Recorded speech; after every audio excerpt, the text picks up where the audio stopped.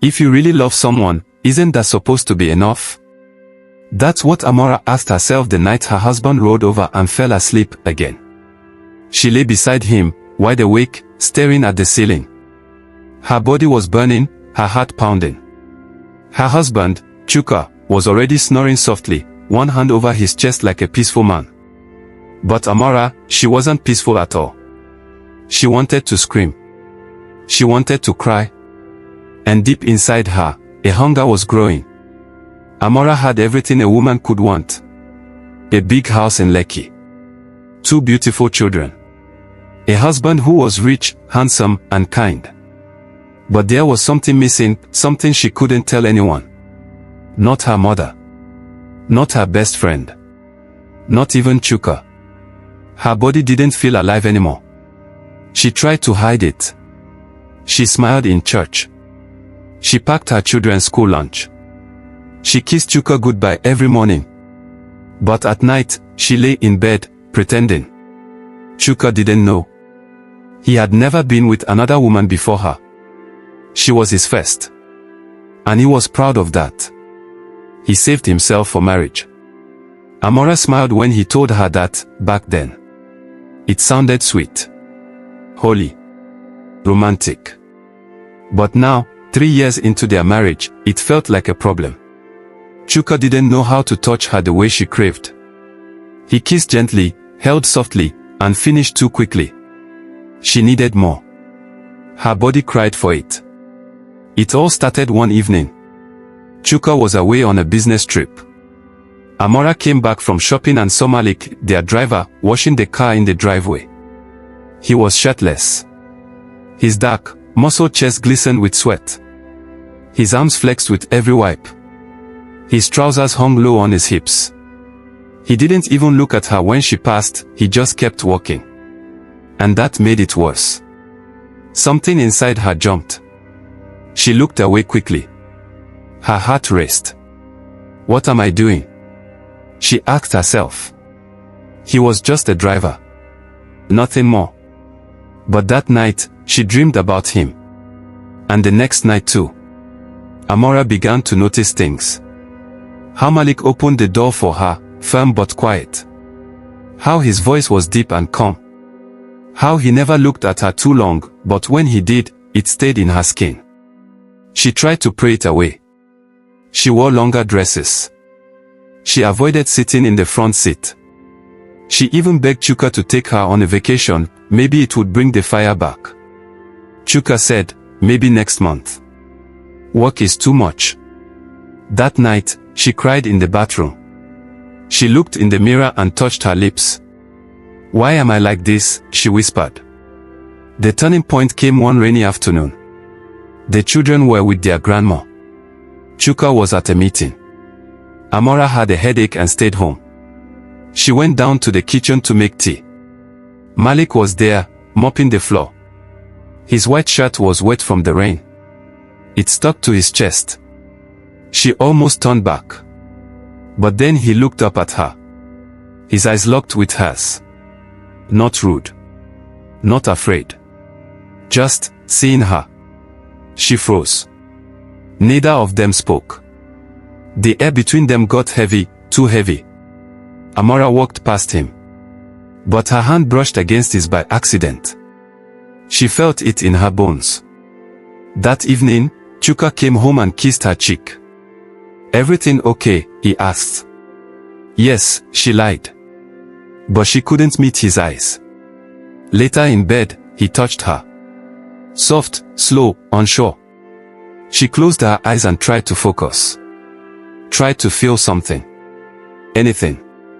She imagined Malik's hands instead. And then she hated herself for it. The guilt started to eat her up. She cooked more. Cleaned more. Played with the kids more. She hoped it would go away, this burning. But it didn't. She began watching Malik through the window when he washed the car. Her heart would beat faster when he walked past her. She started wearing lip gloss again. Shorter skirts. And every time he looked at her, just a little longer than he should, she felt weak. One night, Amara stood by the bedroom window, staring out at the moon. Chuka was asleep again. The room was quiet. Too quiet. She pressed her hands to her chest. Her body ached. Her heart was tired. I love my husband, she whispered. I love my children. I love my life. But it wasn't enough. Downstairs, Malik was still awake, lying on his narrow bed beside the garage. He stared at the ceiling, too. He didn't know what he was doing anymore. But he knew something was coming. Something none of them would be able to stop. Amara stood in front of the mirror, brushing her long black hair. It was early evening. The children were still at their grandma's place. The house was quiet, too quiet. Her phone buzzed. It was a text from Chuka. I'll be home late tonight. Meeting with investors. She stared at the message for a moment. Then she placed the phone face down on the bed. A deep sigh left her lips. She looked at herself in the mirror. She wore a simple dress, nothing fancy. But her skin glowed. Her eyes looked different. Like she was hiding something, or waiting for something. She walked downstairs slowly. The air felt heavy again. Malik was in the garage, wiping down the second car. His shirt was half buttoned, and his chest peeked through. He didn't see her at first. She stood by the door, watching. Her heart beat fast. Her legs felt shaky. She didn't know why she came down. Or maybe she did. Malik, she called, her voice soft. He turned around slowly. His eyes met hers, calm, unreadable. Yes, Ma. She walked closer, one step at a time. I wanted to ask if you've eaten, she said, pretending to look at the car. Yes, I have. Thank you. Silence. She took another step. Are you cold? She asked. You're always wearing light clothes. I don't get cold easily. Amara smiled faintly. I see.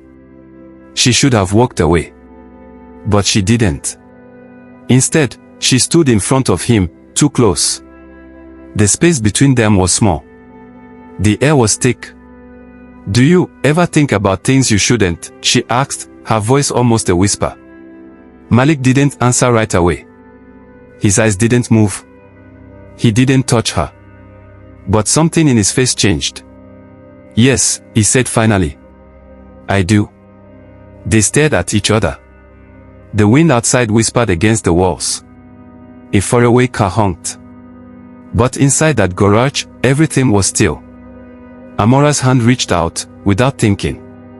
Her fingers brushed his arm, just a little. His skin was warm. Her breathing changed. She didn't pull away. Malik stepped forward, just an inch. But it was enough. Ma, he said quietly, warning in his voice. Don't call me that, she said. He looked at her lips. She looked at his. Then it happened. Their mouths met. Soft. Slow. Careful. Then it deepened. Fierce. Hungry. Amara had never felt a kiss like that before. It was fire and rain. It was wrong and perfect. She pulled away first, eyes wide, chest rising fast. We can't, she whispered. I know, he said. But neither of them moved. That night, she couldn't sleep. She lay beside her husband when he came home later. He kissed her cheek, smelling like office and cologne. She smiled, but it was fake. In her mind, she was still in that garage. Still feeling Malik's lips. Still burning. The next day, she tried to stay away. She avoided the kitchen when Malik was around. She sat in her room with the door locked. She prayed. She cried. But every time she heard his voice, every time she saw him walking past the window, the fire came back. Days passed. 1 week. 2 weeks. The kiss haunted her. Then one Friday afternoon, it rained again. The power went out. The children were napping. Chuka had traveled again.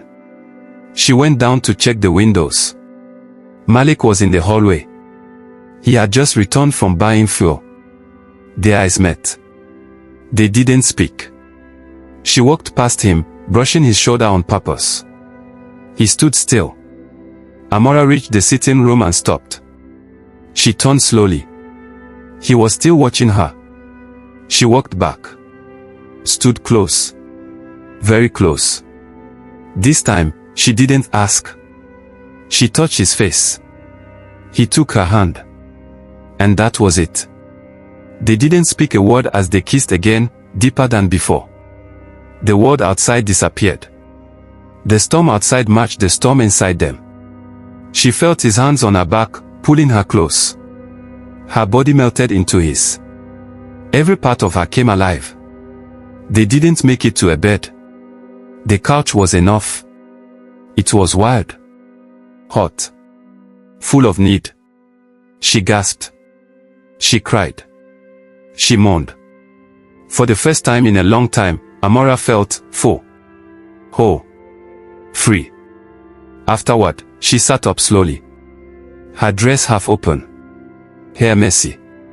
Skin glowing. Malik sat beside her, silent, shirt off, breathing hard. No words. No promises. Just silence. I should go, she whispered. He nodded. She stood, fixed her clothes, and walked away without looking back. But something had changed. Later that evening, she cooked dinner. Kissed her children. Hugged Chuka when he came home. But deep inside her, she knew she had crossed a line. And there was no going back. Cup of tea. The early morning sun poured into the room, but his face was dark with thought. Something didn't feel right. Amara walked past, wearing a soft smile and her favorite silk gown. She leaned over and kissed his cheek. Good morning, she said. He smiled back, but it was weak. Not real. She didn't notice. Or maybe she did, and pretended not to. That whole week, Chuka watched his wife closely. She was cooking more, laughing louder, playing more with the kids. From the outside, she looked perfect, like the woman he married. But he knew Amara. He knew her quiet moments. He knew how her eyes danced when she was truly happy. And how they dropped when she was hiding something. Her eyes weren't dancing anymore. That evening, Chuka sat in his car outside the house after work. He didn't go in right away. He just stared at the gate, thinking. Amara hadn't touched him in over 2 weeks. Not a single night. Not even a kiss that lingered. She used to pull him close. Whisper things. Now, she kissed his forehead and turned away. He thought maybe she was tired. Or sick. But deep down, he feared the truth. Inside, Amara was in the kitchen, stirring stew. Malik walked past the window, shirt slightly wet from the car wash. Their eyes met, for only a second. She looked away quickly, her heart racing.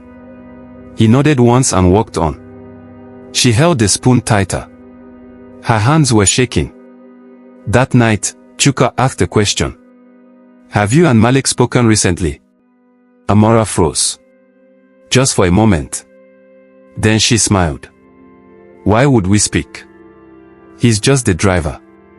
Chuka nodded, slowly. I see. Then silence.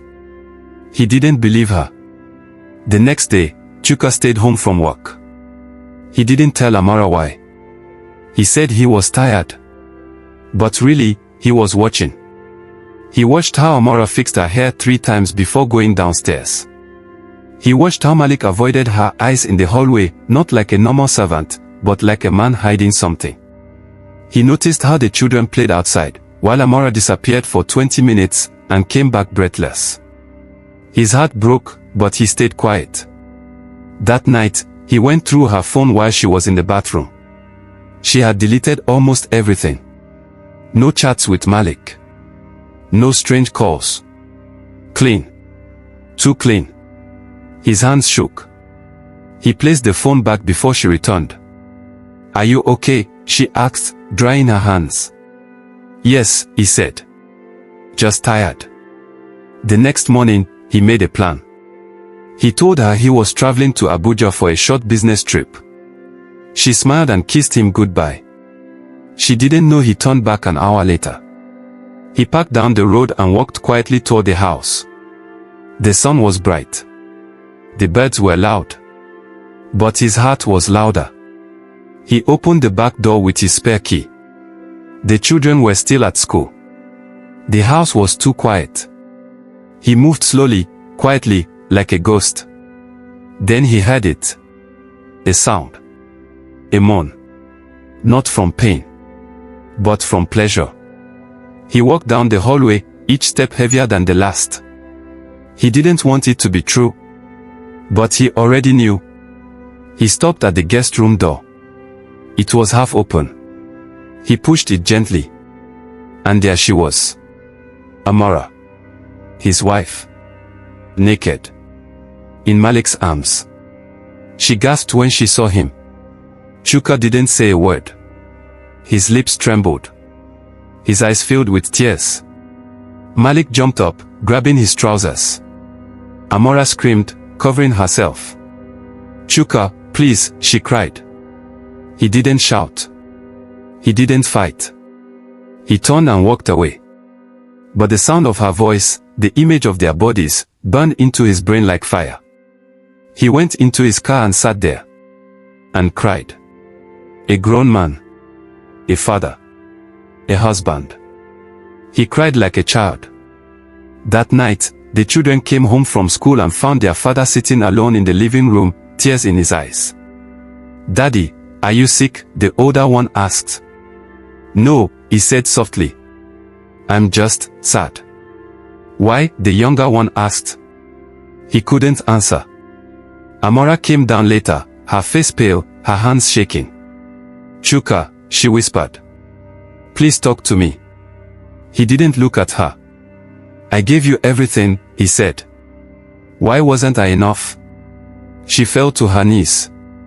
"I don't know," she cried. "I don't know what's wrong with me. I love you. I love our family. But I couldn't stop. You chose him over us," he said, eyes full of pain. She reached for him. He stood up and stepped back. "Don't." He turned to Malik. "You're done here. Get out. Now." Malik lowered his head. "Sir, Get out."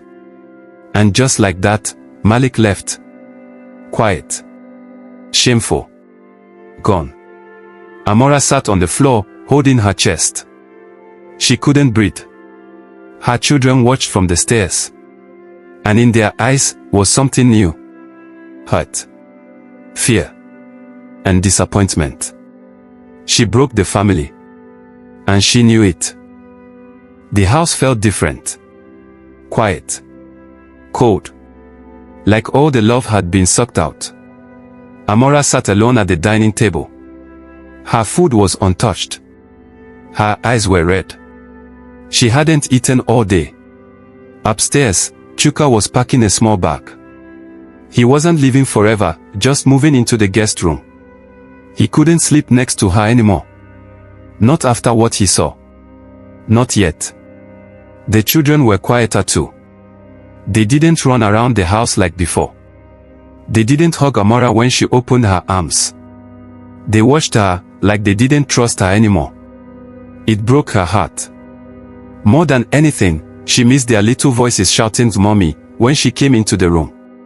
Now, they just looked away. That night, Amara couldn't sleep. She walked to the bathroom and looked in the mirror. Her face looked older. Her smile was gone. And inside her chest was a hole. "I did this," she whispered to herself. "I hurt the people I love." Tears fell down her cheeks. She didn't wipe them. Days passed. Chuka spoke only when necessary. He dropped the kids at school. Ate dinner in silence. Prayed with them at night, but not with her. Amara tried to smile, to serve him his food, to sit beside him. He moved away every time. She started seeing a counselor. She sat in a small, quiet office and talked about everything. Her past. Her pain. The fire inside her body that she couldn't understand. The way Malik made her feel seen, but only for a moment. How empty she felt afterward. I was broken, she told the counselor. And I broke my family. The counselor nodded. Now it's time to rebuild. Slowly. She wrote Chuka a letter every Sunday. She left it under his pillow. In the letters, she didn't beg. She just told the truth. She wrote, I miss your voice. I miss your heart. I miss how safe I felt beside you. I don't deserve your love. But I still hope for it. Weeks passed. Then one night, something changed. The kids were doing homework in the living room. Amara walked in and asked, Can I help? The younger one shook his head. The older one looked at her and said, Why did you make Daddy cry? Amara froze. She sat on the floor beside them and said, Because I made a very big mistake. One I can't take back. The younger child looked at her. Do you still love us? With all my heart, she whispered. They didn't answer. But that night, when she tucked them in, they let her kiss their foreheads. That was something. A few days later, Chuka found another letter. This one was different. I don't ask to be your wife again. I only ask to be your friend. The mother of your children. The woman who once made you laugh. Even if you never hold me again, I will still be here. Healing. Praying. Waiting. He folded the letter. Closed his eyes. And wept. The next morning, Amara woke up early and went downstairs. She found Chuka sitting at the table, already dressed for work. He looked up at her. Good morning, he said. She froze. It was the first time he spoke first in weeks. Her heart fluttered. Good morning, she replied softly. He stood to leave. Then paused. Turned back. And reached out. He touched her hand, just for a second. Then walked out the door. That small touch lit a spark inside her.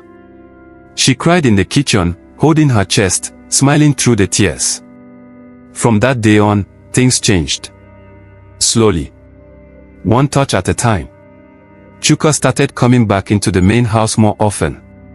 He asked her how her day was. He started praying with her again. They talked. They listened. He told her about his pain. She didn't defend herself. She just listened and cried.